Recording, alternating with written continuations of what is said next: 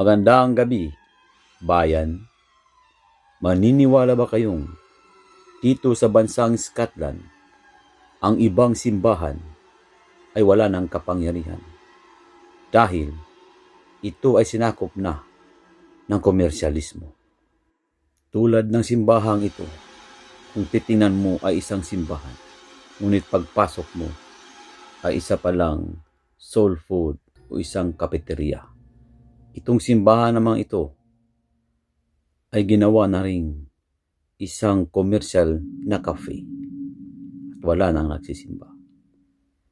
At ito ang pinakamatinding susunod, isang simbahang napakalaki, pero ang nasa loob nito ay isang The Priority Bar and Cafe na may disco light pa.